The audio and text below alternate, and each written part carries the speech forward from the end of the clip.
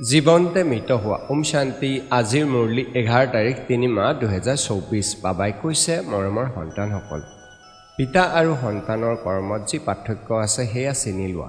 পিতাই তোমালোক সন্তানসকলৰ লগত খেলিব পাৰে, খাব নোৱাৰে। প্ৰশ্ন, সৎসংগই উদ্ধাৰ কৰে, কুসংগই ডুবায়। ইয়াৰ ভাৱাৰ্থ কি?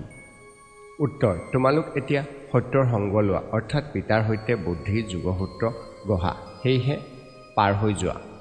আকৌ লাহে লাহে কুসংগ অৰ্থাৎ দেহৰ সংগত আহা, তেতিয়া অৰ্ধপতিত হৈ যোৱা, কিয়নো সংগৰ ৰং লাগে। সেইবাবে কোৱা হয় সৎসংগই উদ্ধাৰ কৰে, কুসংগই ডুবায়।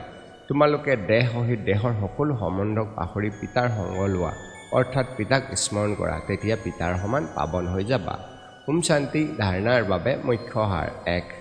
পিতাক সংগী কৰি তোমাৰ সৈতে বহো, তোমাৰ পৰাই শুনো, তোমাৰ সৈতে খাওঁ, এইটো অনুভৱ কৰিব লাগে। কুসংগ এৰি সত্যৰ সংগত থাকিব লাগে। 2। কৰ্ম হিচাপ নিকাচ, স্মৃতিৰ যাত্ৰা আৰু কৰ্মভোগৰ দ্বাৰা নিষ্পত্তি কৰি সম্পূৰ্ণ পাৱন হ'ব লাগে।